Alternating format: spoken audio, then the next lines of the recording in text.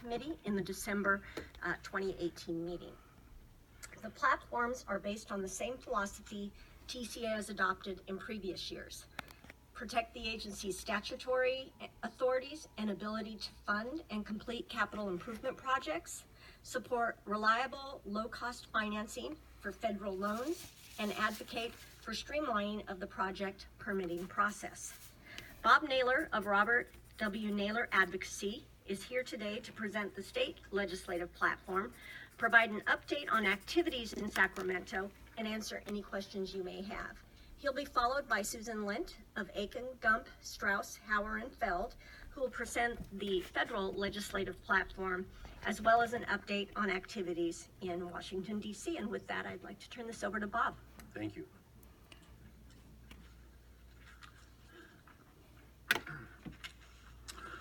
Chair Miniger, good to meet you yesterday in Sacramento. The legislative platform has been pretty much the same for the last several years. It has a lot of routine items that we follow. As of yesterday, 855 bills have been introduced in the legislature. Between now and next Friday, we expect another 1,200. We will probably follow somewhere around 50 of those bills that potentially impact on TCA. On page 3 of the legislative platform, the bullets at the top of the page and the bullets at the bottom of the page essentially represent the routine items that we follow and the non-routine items that we follow. And let me explain. I'll illustrate actually by 2 bills that have been introduced so far that are on our policy list. One is AB 146 by Sharon Quirk Silva. That would authorize the Department of Transportation to lease property under state highways to Orange County agencies for purposes of emergency shelter or feeding programs that might impact our state highways. So we're going to follow that bill. And the second one is AB 252 by Mr. Daly, our local legislator. That would give Caltrans permanent NEPA delegation authority, which means that they exercise the environmental work under both the federal law and the state law, NEPA and CEQA.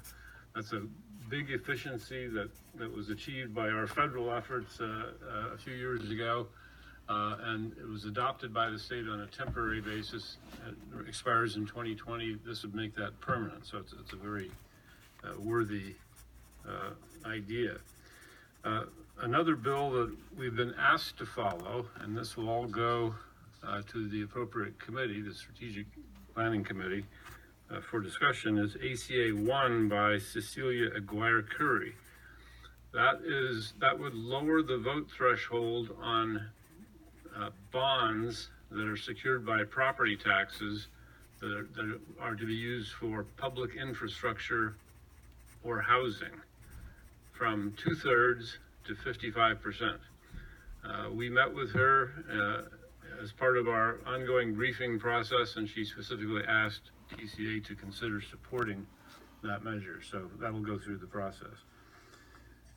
In the non-routine area, and a laser focus of your team and Ms. Daly, is briefing the new legislators and the legislators that didn't necessarily hear the full story last year on the South County traffic relief effort and the legislation that was introduced last year and defeated that would have cut off the agency's ability to proceed any further with any projects. That was by Assemblyman Chavez. We have been meeting starting in November with the new members from Orange County, and when we learned of the new members of the 2 committees, the transportation committees in the Senate and the Assembly, with those new members as well as ongoing members. We've met with the vast majority of the members themselves or their staffs and all of the top transportation policy staffs in both houses. Yesterday we had 7 meetings in Sacramento. a good full day, and we met for the first time with Connie Petrie Norris, although I think Richard Harris had met briefly with her before. With Senator Umberg's staff, with Senator Stone, who's a new member of the Senate Transportation Committee from Riverside County and very knowledgeable about TCA. Assemblyman Vince Fong, the Republican Vice Chair of the Assembly Transportation Committee, an excellent meeting with him. And representatives of, well, actually we met briefly. We met Tyler Deep, and with staff of Senator Rubio, another new member of Senate Transportation, and Assemblyman Cunningham, a new member of Assembly Transportation. These meetings will be ongoing. We have a full briefing book that we present. We go through the details of the financing, the history of the agency, how it came to be that the business community, lacking any prospect for federal or state funding for the needed highway system in California, went to the legislature with Senator Seymour and later Senator Bergeson to set up the TCA Joint Powers Authorities with the authority to issue bonds against tolls and developer impact fees. That is what's going on now. We will obviously report on other bills of interest that will be introduced in the next few weeks and will be amended later, so-called gut and amend legislation, where a bill that does one thing is transformed entirely into another subject matter. That's all I have. It'll be a busy year. Thank you very much for your comprehensive report. Any questions, since this is a joint item? Any questions by anyone? I hear none. Chair, can I have a question? Yes, please, Director Stevens. So on the Sharon Quirk Silva bill that you mentioned, Yes. are we taking some type of a position on that, or has that been established? We have not taken a position on any legislation yet. It first has to go to the Joint Strategic Planning Committee for a recommendation of the board, and a recommendation will come back at probably next board meeting. Yes, we will be presenting our legislative watch list at the March board meeting. It will first go to the Joint Strategic Planning Committee for discussion, and then we'll be bringing it forward to this board. Okay.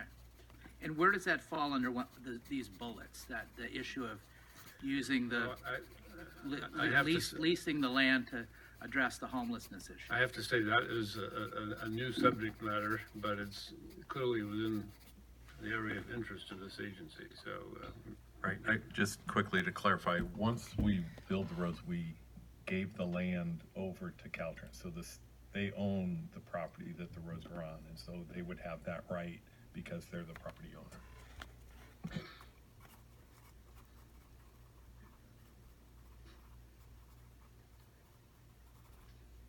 Thank you very much.